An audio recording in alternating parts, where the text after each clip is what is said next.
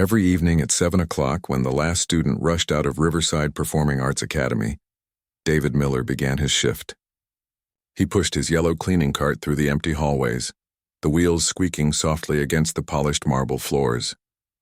The trash bags rustled. The mop sloshed in its bucket. These were the sounds of his world. David had been working here for 12 years. 12 long years of the same routine. Empty the bins in the practice rooms. Wipe down the water fountains. Clean the bathrooms. Mop the hallways until they shine. Lock up at midnight. Go home. Sleep. Return the next day. To the students rushing past him during shift changes, David was practically invisible. They'd brush by without a glance, too busy discussing their upcoming recitals or complaining about their music theory homework. The teachers were polite enough, offering quick nods or brief hellos, but that was it. He was just the janitor, part of the building like the walls or the lights. But David didn't mind being invisible.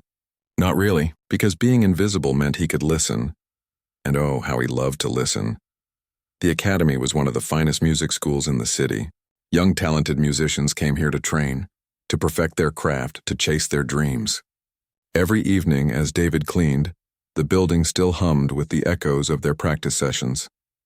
Sometimes he'd stop outside a practice room, pretending to check his supplies while a violin sang through the door.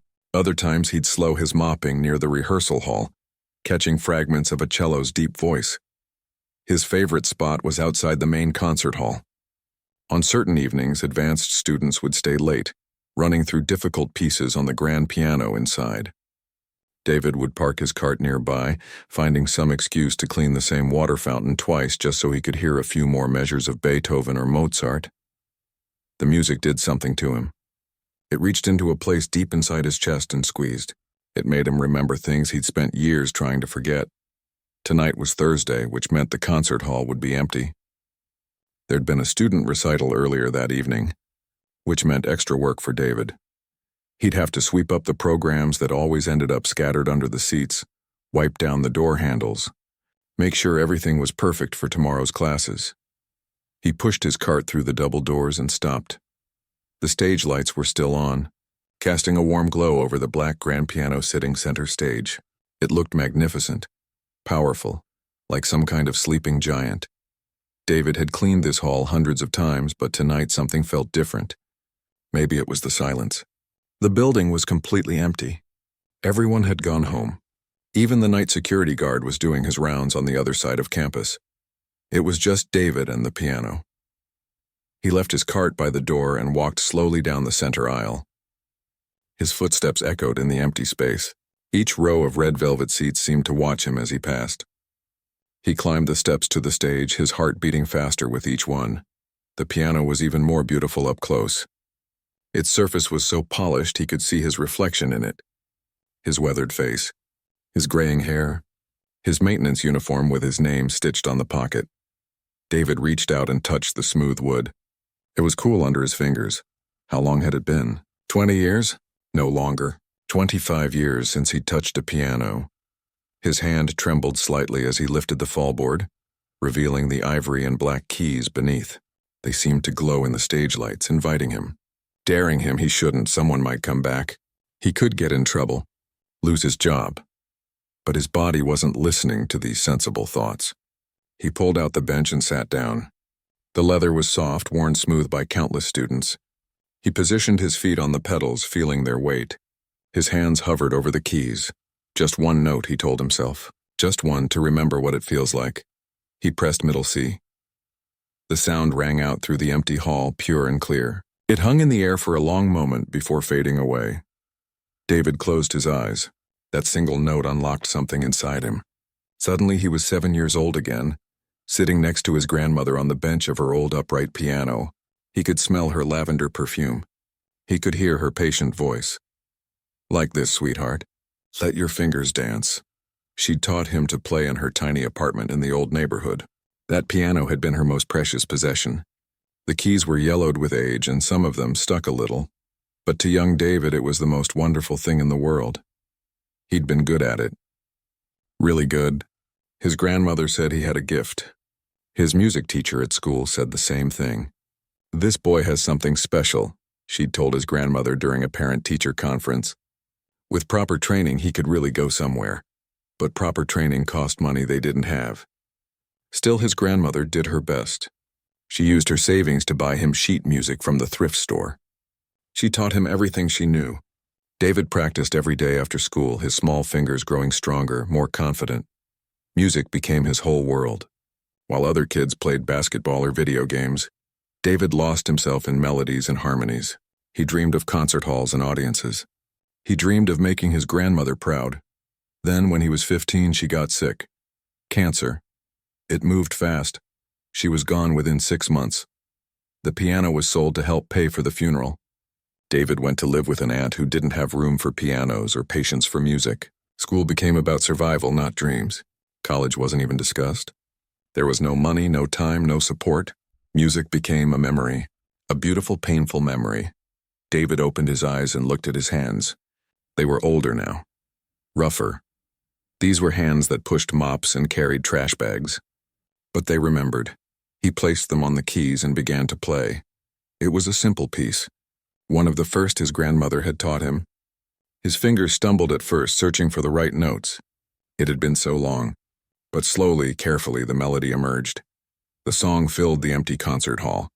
Each note was a word in a conversation he'd been having with himself for 25 years. Why did you give up? Because I had to. Do you ever regret it? Every single day. Is it too late? I don't know. I don't know.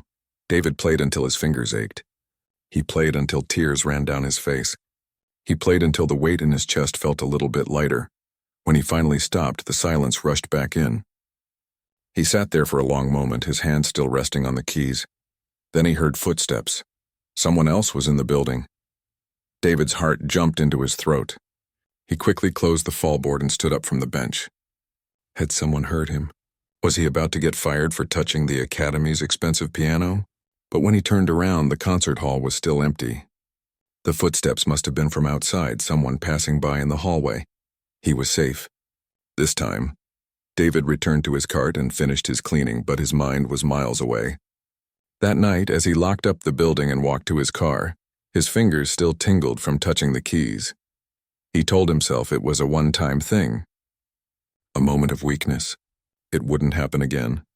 But he was wrong. It would happen again, and when it did, everything would change. David told himself he wouldn't do it again.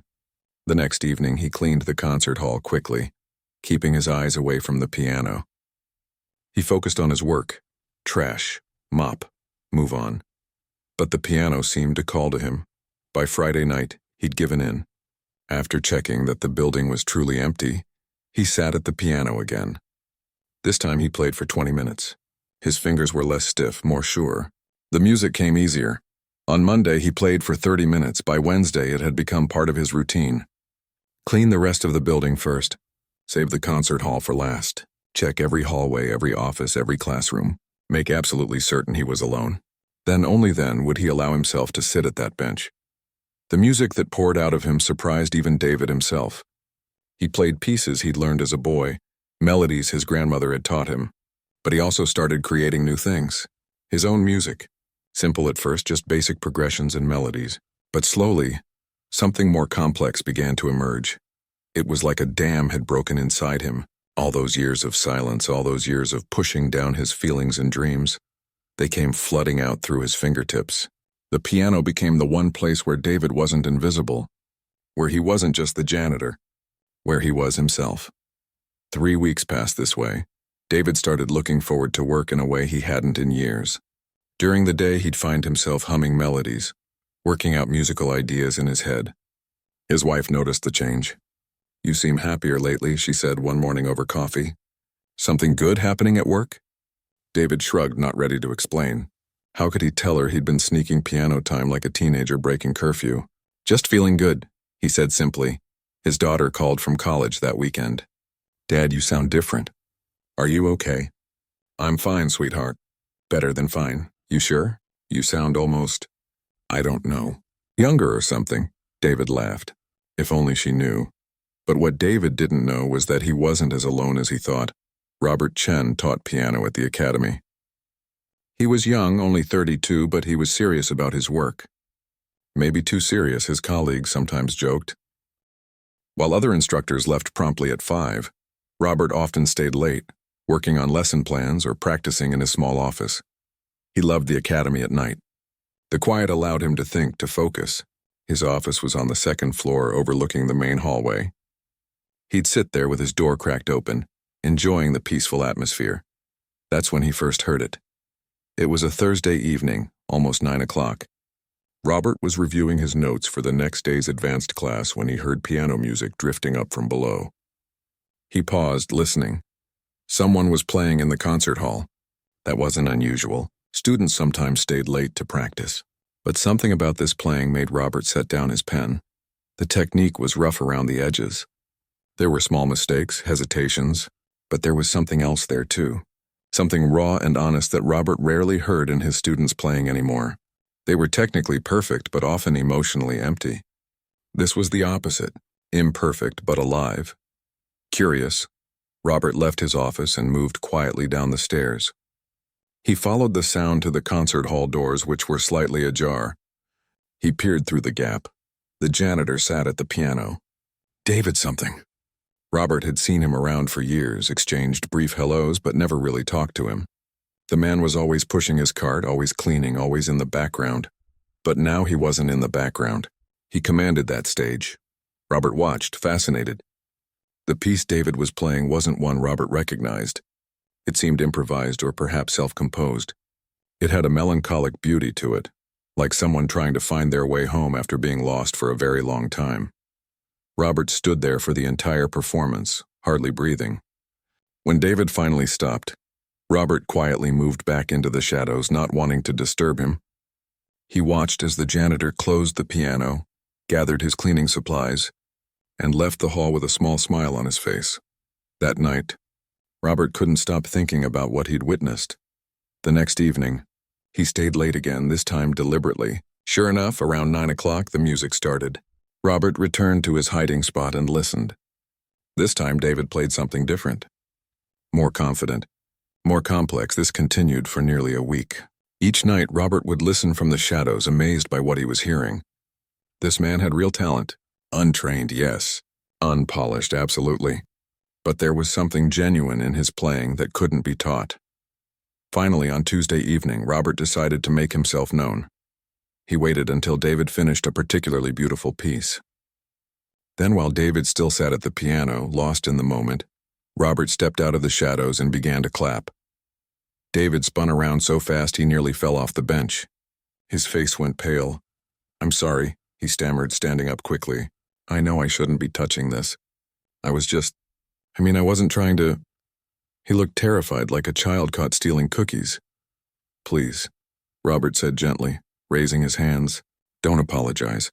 That was beautiful." David stared at him, confused. "What?" "I've been listening for a few nights now.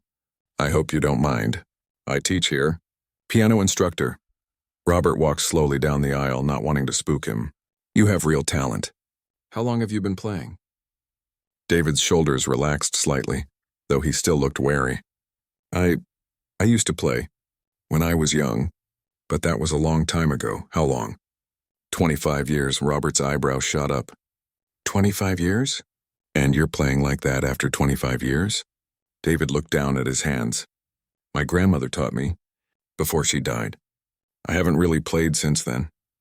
"Until a few weeks ago. Why did you stop?" The question hung in the air. David was quiet for a long moment. When he spoke, his voice was soft. "Life, I guess. After she died, there was no money for lessons, no piano to practice on. I had to work, had to survive. Music became something I couldn't afford." Robert nodded slowly. He'd heard stories like this before. Talented kids who never got the chance to develop their gifts because of money or circumstances or just bad luck. It always made him sad. How much beauty was lost in the world because of poverty? How many potential masters never got the chance to master anything? "What made you start again?" Robert asked. David gestured vaguely at the piano. "I clean this hall every night. I walk past this piano every single day. For 12 years. And one night I had to touch it just once, but once wasn't enough." "I understand," Robert said. And he did. They stood there in silence for a moment, both looking at the piano. Then Robert made a decision. Listen, I have a crazy idea. My office hours are Tuesday and Thursday afternoons, 2 to 4. The academy has practice rooms that sit empty during those times. What if you came by during your lunch break? I could give you some pointers. Help you refine your technique. David's eyes widened. What? No, I couldn't. I'm just the janitor. I can't. You're not just anything, Robert interrupted firmly. You're a musician.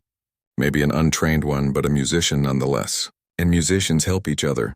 But why would you do that? You don't even know me, Robert smiled. Because I'm a teacher. And when I see someone with genuine talent, someone who loves music the way you clearly do, I can't walk away from that. It would be a crime. David looked overwhelmed. I don't know what to say. Say yes. Say you'll come by tomorrow. Practice room 3, 12:30. Bring your lunch. We'll work for an hour. David hesitated. 25 years he'd lived without this.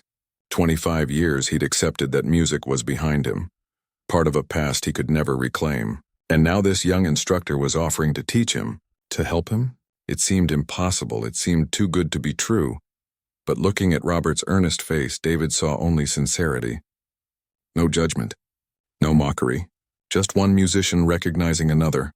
Okay, David said quietly. Tomorrow, 12:30. Robert's smile widened. Excellent. I think this is the beginning of something good. As David gathered his cleaning cart and left the concert hall, his hands were shaking. But this time it wasn't from fear or nervousness. It was from hope, something he hadn't felt in a very, very long time.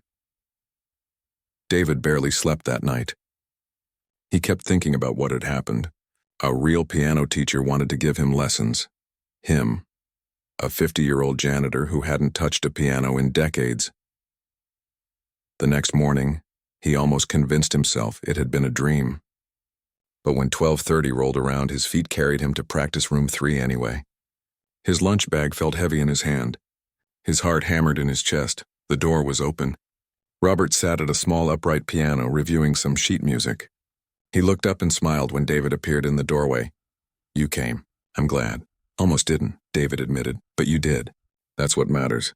Come in, sit down. The practice room was small and simple. Soundproof walls, a piano, 2 chairs, a music stand.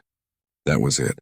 David had cleaned this room 100 times, but he'd never actually been inside it like this, as a student.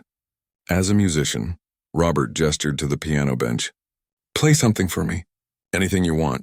David's hands trembled as he sat down. Having someone watch him play was completely different from playing alone. He started with a simple piece his grandmother had taught him. A gentle melody in C major, safe, familiar. Robert listened without interrupting. When David finished, he nodded thoughtfully. Good. Now I understand where you are. Your ear is excellent. Your sense of timing is natural. But your technique needs work. May I show you something? Please. Robert sat beside him on the bench. Your fingers are too flat, see? You're pressing the keys instead of striking them. It limits your control. Try this. He demonstrated, his fingers curved, each movement precise and deliberate. The same notes David had played suddenly sounded richer, fuller. Now you try. David copied the hand position. It felt awkward at first, unnatural.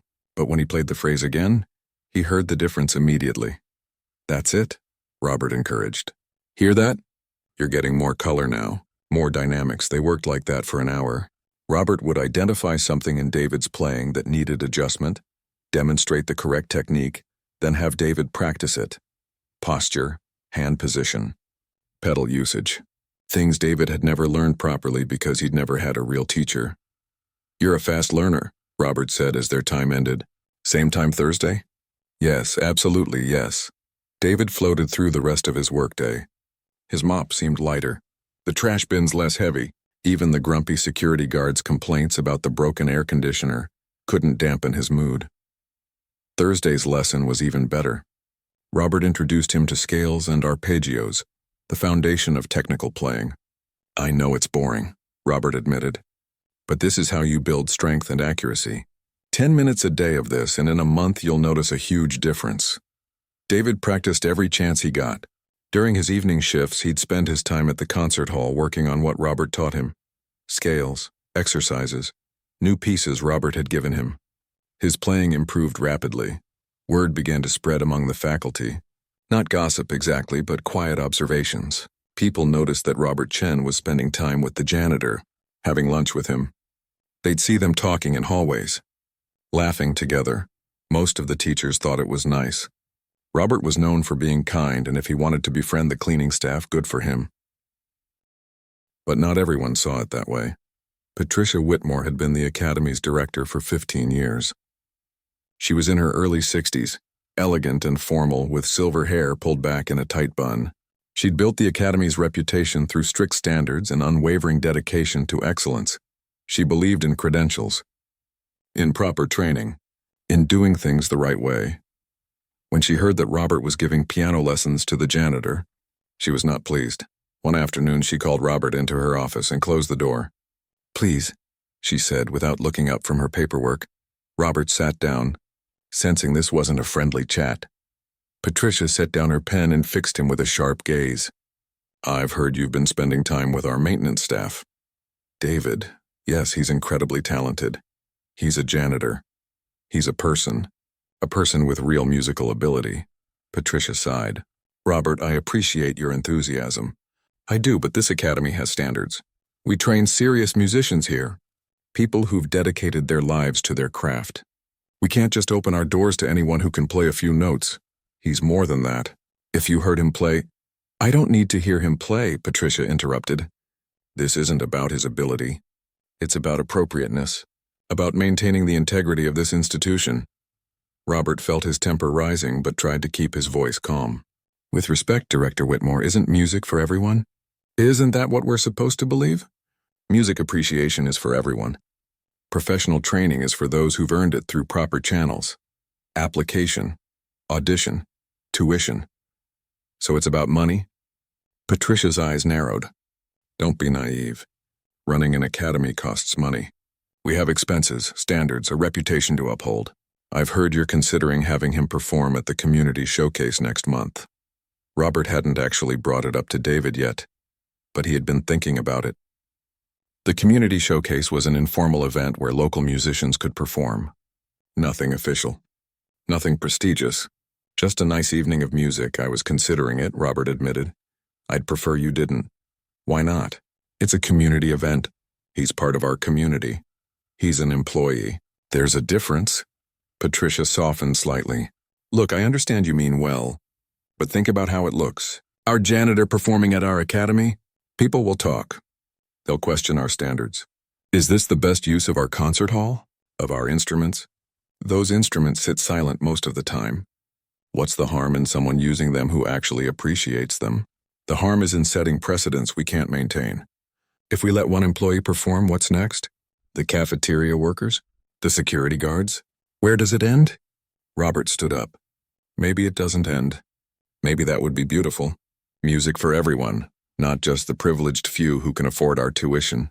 Patricia stood as well, her voice hardening. "You're young and idealistic, Robert. I admire that. But I've built this academy into what it is through discipline and standards. I won't have you undermine that. Am I clear?" "Perfectly clear." "Good. Continue your friendship, if you must. But no performances. No official involvement with the academy's programs. He cleans our halls. That's his role here." Robert left her office feeling angry and frustrated, but he wasn't deterred. That evening he found David in the concert hall practicing scales like Robert had taught him. "We need to talk," Robert said. David stopped playing immediately. "What's wrong?" Robert told him everything. The meeting with Patricia, her concerns about standards and appropriateness, her refusal to let David perform. David listened quietly, his expression unreadable. When Robert finished, David was silent for a long moment. "She's not wrong," he finally said. "What?" "I am just the janitor. This isn't my world. I clean up after these kids. I empty their trash. Why should I get to perform on the same stage they spend years working toward? Because you're talented. Because you love music. Because you deserve a chance." David shook his head. "I'm 50 years old, Robert. I work nights as a janitor. I never went to music school. I never even finished college. She's right to protect the academy's reputation." "Stop that," Robert said firmly.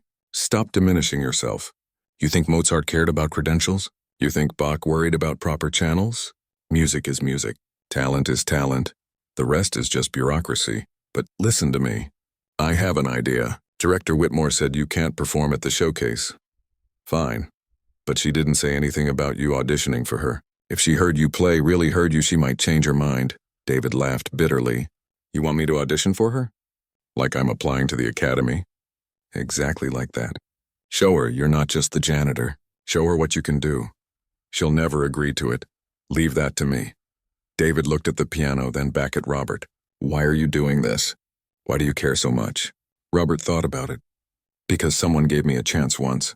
When I was 19, broke, and thought I'd have to give up music to pay my bills, a teacher saw something in me.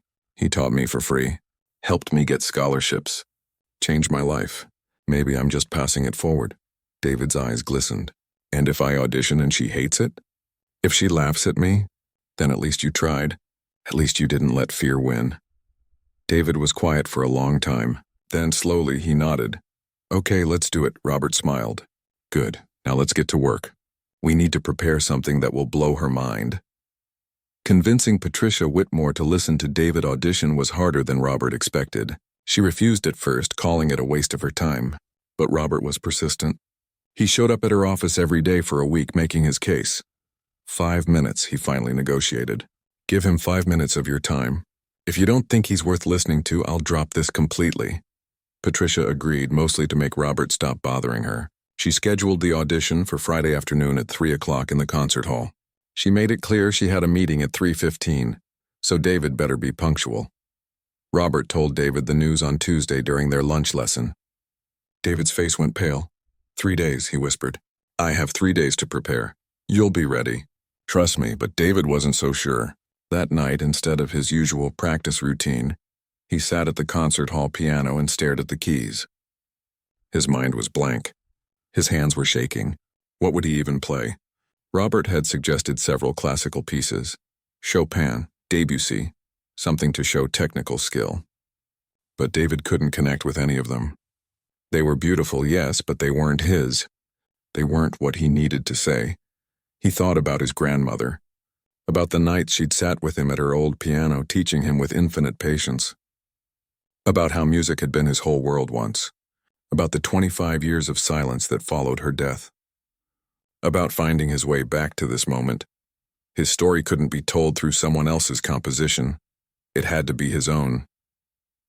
David began to play, letting his fingers find their own path. A melody emerged. Hesitant at first, then stronger. He worked on it for hours that night, developing themes, finding harmonies. When he finally went home at 2 a.m, exhausted, he had the skeleton of something real. Wednesday and Thursday blurred together. David barely ate, barely slept. Every spare moment was spent at that piano, refining his piece. Robert helped during their lunch sessions, offering suggestions on structure and dynamics, but mostly he just listened and encouraged. It's beautiful, Robert said on Thursday afternoon. It's really beautiful. But are you sure you want to play an original composition? Patricia might be more impressed by a classical piece. Something she knows. This is what I have to play, David said quietly. This is my story. If she doesn't like it, then she doesn't like me. And that's okay, Robert nodded. Then play it with everything you've got. Friday arrived too quickly. David's shift didn't start until 7, so he had to take time off from his morning job at the grocery store to make the 3 o'clock audition. He showed up at 2:30, carrying the suit his wife had helped him pick out from the thrift store the night before. It was a bit loose in the shoulders, but it was clean and professional. He changed in the staff bathroom, his hands trembling so badly he could barely button his shirt. He looked at himself in the mirror, a 50-year-old man in an ill-fitting suit about to audition for a job he'd never asked for, in a world where he didn't belong. You can do this, he whispered to his reflection. She's just a person. The piano is just a piano. The music is what matters. But his pep talk didn't stop his heart from racing. At 2:50, he walked into the concert hall. Robert was already there, setting up. Patricia sat in the center of the third row, checking her watch. 2 other faculty members sat with her. David recognized them from around the academy, though he'd never spoken to either. Great. An audience. That made it worse. Mr. Miller, Patricia said coolly. Thank you for being on time. Whenever you're ready, you may begin. You have 5 minutes. David walked onto the stage. The walk to the piano felt like miles. Each step echoed in the silent hall. He could feel their eyes on him, judging, wondering what the janitor could possibly show them. He sat at the bench and adjusted it slightly. His hands hovered over the keys. This was it. This was his one chance to prove he was more than a man who mopped floors and emptied trash cans. He closed his eyes and began to play. The piece started softly, a simple melody in a minor key. It spoke of childhood and innocence, of an old apartment that smelled like lavender, of an elderly woman with gentle hands guiding smaller hands across ivory keys. Then the music shifted. It grew darker, more complex. Loss and grief poured through the notes. The melody fractured, became dissonant. This was the sound of a piano being sold, of dreams dying, of a boy becoming a man too quickly, too harshly. David's fingers moved faster now, more urgently. Years of silence compressed into desperate chords, working 2 jobs, struggling to survive, getting married, having a daughter, building a life that was good but incomplete, always incomplete. Then gradually light began to creep back into the music. Soft at first, tentative. The melody from the beginning returned, transformed, more mature, more complex. This was rediscovery. This was a man finding his way back to himself after 25 years of being lost. The piece built to a climax. David's whole body moved with the music now. He wasn't thinking about technique or hand position or anything Robert had taught him. He was just feeling, just being, just letting the music say what words never could. And then, gently, it resolved. The final chord hung in the air, fading slowly into silence. David opened his eyes. He was breathing hard like he'd run a marathon. For a moment, he couldn't remember where he was. Then he heard it. Applause. He turned around. Robert was standing, clapping enthusiastically. The 2 faculty members beside Patricia were also applauding, looking genuinely moved. But Patricia sat motionless, her face unreadable. The applause faded awkwardly. Robert sat down. Everyone looked at Patricia, waiting for her response. She stood slowly and walked down the aisle toward the stage. Her heels clicked against the floor with each step. When she reached the edge of the stage, she looked up at David. "What was that piece called?" she asked. David's voice came out hoarse. "It doesn't have a name. I wrote it this week. You composed that?" "This week?" "Yes, ma'am." Patricia was quiet for a long moment. Then she said, "I've been in music education for 35 years, Mr. Miller. I've heard thousands of students play. Conservatory graduates, competition winners, child prodigies. Do you know what most of them lack?" David shook his head, not trusting his voice. "Soul," Patricia said simply. "Technical perfection without emotional truth. They play the notes correctly, but they don't say anything. You..." She paused. "You have something to say?" David couldn't believe what he was hearing. Patricia turned to the faculty members. "Helen, Thomas, what did you think?" The woman Helen spoke first. "I was moved. Genuinely moved. The technique needs refinement, certainly, but the emotional core is there." Thomas nodded. "Agreed. That was remarkable for someone who's essentially self-taught." Patricia turned back to David. "Your technique is rough. Your formal training is non-existent. You rush in some places and drag in others. By every objective standard, you shouldn't be performing at this academy." David's heart sank. Here it came. The rejection. "However," Patricia continued, and David's breath caught. "I was wrong about you. Robert was right. You have genuine talent, raw and unpolished, but real." She paused. "The community showcase is 3 weeks away. If you're willing to work intensively with Robert during that time, to improve your technique and refine your performance, then yes, you may perform." David thought he might pass out. "Really?" "Really. But understand this, Mr. Miller. I'm not doing this as charity. I'm not doing this to be nice. I'm offering this because what I heard today was worthy of being shared. Do you understand the difference?" "Yes, ma'am. Thank you." "Thank you so much," Patricia nodded curtly. "Don't make me regret this. Practice hard. Robert will work with you daily. I expect to see significant improvement." She checked her watch. "Now, if you'll excuse me, I have a meeting." She walked out of the concert hall, heels clicking, leaving David standing on the stage in shock. Robert rushed up to him, grinning ear to ear. "You did it!" "I knew you could do it." David couldn't speak. He just stood there, overwhelmed. He was going to perform, actually perform, on a real stage, for a real audience. After 25 years of silence, his voice was about to be heard. The next 3 weeks were the most intense of David's life. He and Robert worked together every single day. Sometimes during lunch breaks, sometimes after David's shift ended, weekends too. Robert was relentless but patient, pushing David to refine every phrase, every transition, every dynamic shift.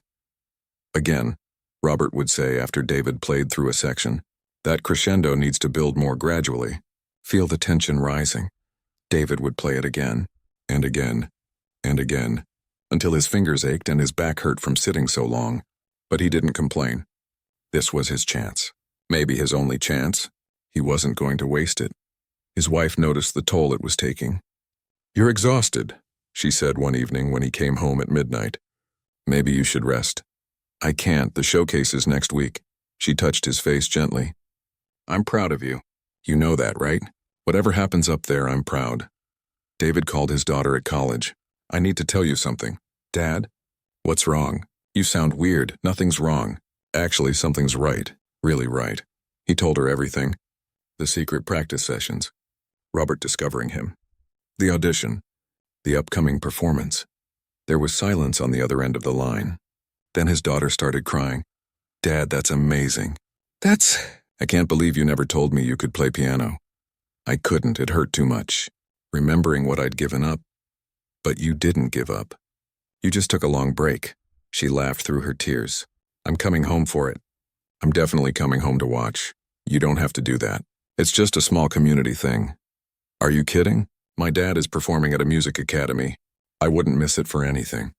The week of the showcase arrived too fast. David barely slept.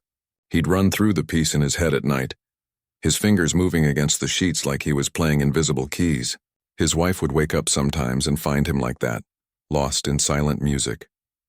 The showcase was scheduled for Saturday evening at 7. That morning, David woke up feeling sick. His stomach was in knots. His hands were sweating. What had he been thinking? He was a janitor. He had no business performing on a stage. "You're going to be amazing," his wife said, making him eat breakfast even though he had no appetite. His daughter arrived home around noon, driving 3 hours from college. She hugged him tight. "Ready to be a star, Dad?" "I'm ready to throw up, actually," she laughed. "That's just nerves." "Totally normal." Robert called at 2 o'clock. "How are you feeling?" "Terrified." "Good, that means you care. Meet me at the hall at 5. We'll do a final run-through before people arrive." At 5 o'clock sharp, David walked into the concert hall. It looked different. Chairs were set up for the audience. Programs were stacked by the door. Stage lights were being tested. This was really happening. Robert was already at the piano. "Come on. Let's play through it once." David sat down and played the piece. His fingers stumbled twice. He rushed through a section he usually nailed. When he finished, he wanted to cry. "I can't do this. I'm going to mess it up." "You're psyching yourself out," Robert said calmly. "You know this piece inside and out. You've played it perfectly 100 times. Your body knows what to do. Trust it, but what if? No what ifs. Listen to me." Robert looked him in the eyes. "When you get up there, forget about the audience. Forget about Patricia. Forget about everything except the music. Play it like you're alone in this hall at midnight. Play it for your grandmother." "Can you do that?" David took a deep breath. "I can try." That's all anyone can do. People started arriving at 6:30. David peeked through the backstage curtain and watched the hall fill up. There were more people than he expected. Students from the academy, teachers, community members. His wife sat in the 4th row, his daughter beside her. Both of them kept looking toward the stage, trying to spot him. The showcase had 12 performers. David was scheduled 10th. That meant he had to sit backstage for over an hour, listening to everyone else play, his anxiety building with each performance. A teenage girl played Chopin beautifully. A middle-aged man performed jazz standards on saxophone. An elderly woman sang opera with a voice that made the whole audience gasp. Everyone was so talented, so polished, so much better than him. What was he doing here? Finally, after what felt like years, the 9th performer finished. The MC, one of the Academy's voice instructors, took the microphone. "Our next performer is someone very special to our community. Many of you may recognize him from around the Academy, but tonight you'll get to know him in a new way. Please welcome David Miller. The applause was polite but confused. People were whispering. Wasn't that the janitor? What was he doing performing? David walked onto the stage. The lights were blinding. He couldn't see faces, just silhouettes. His legs felt like rubber. His hands were trembling so badly he had to clasp them together. He made it to the piano and sat down. The bench was adjusted wrong from the previous performer. He fixed it, buying himself a few seconds. The audience waited. This was it. No more practice. No more preparation. Just him and the piano and the music he needed to share. He placed his hands on the keys. Then he remembered what Robert said. Forget the audience. Play for his grandmother. He closed his eyes and saw her, sitting beside him on her old piano bench, smiling, proud. He began to play. The opening notes came out soft and clear. His hands stopped shaking. The nervousness faded. He wasn't in a concert hall anymore. He was 7 years old in his grandmother's apartment, discovering magic for the first time. The music flowed through him. Every note he'd practiced, every correction Robert had made, every emotion he'd poured into this piece. It all came together. His fingers danced across the keys exactly the way his grandmother had taught him all those years ago. He played the dark section, the part about loss and silence. He felt tears on his face but didn't stop. This was truth. This was his life. Then the music shifted to light, to hope, to a man finding himself again after being lost for so long. The melody soared. His whole body moved with it. He forgot he was 50 years old. He forgot he was a janitor. He forgot everything except the pure joy of making music. The final chord rang out. David held it, letting it fade naturally into silence. For a moment, nothing. Complete stillness. Then the applause started. Not polite, not confused, thunderous. People were standing. His wife and daughter were crying. Even some of the faculty members looked moved. David opened his eyes, almost surprised to find himself back in the concert hall. He stood shakily and bowed, not quite believing what was happening. Robert was in the front row, clapping so hard his hands must have hurt. Patricia stood beside him, her usual stern expression replaced with something softer. She nodded at David. A small gesture, but it meant everything. As David left the stage, people stopped him, shook his hand, told him it was beautiful. Students who'd never noticed him before wanted to know his story. Teachers asked if he'd perform again. His daughter hugged him so tight he could barely breathe. Dad, that was incredible. I had no idea you could do that. His wife just held his face and kissed him. No words needed. Later that night, after the showcase ended and the hall emptied, David found himself alone in the building. He'd have to clean up tomorrow for his regular shift. But tonight he just wanted to sit in the quiet and process what had happened. Robert found him there, sitting in the empty concert hall. "How do you feel?" Robert asked. David thought about it. "Different. Like I got something back that I'd lost. Not just music. Something bigger." "Yourself?" "Maybe." "Yeah," Robert smiled. "Patricia wants to talk to you Monday. She's thinking about starting an adult education program. Needs someone to help develop it. Someone who understands what it's like to come to music late in life." David's eyes widened. I mean, maybe cleaning floors doesn't have to be your only job here anymore. If you're interested." David laughed, a sound full of wonder and disbelief. "Interested? Are you serious?" "Think about it over the weekend. No pressure." After Robert left, David sat alone for a while longer. He thought about his grandmother, about the 25 years of silence, about the piano that had called him back. He'd spent so long being invisible, being just the janitor, just the guy in the background. But tonight people had seen him. Really seen him. Not despite being a janitor, but beyond it. They'd seen his music, his heart, his truth. David stood and walked to the piano one more time. He played a single note, middle C, the same note he'd played that first night when he'd dared to touch these keys. That note had started everything. And now, it felt like his life was just beginning.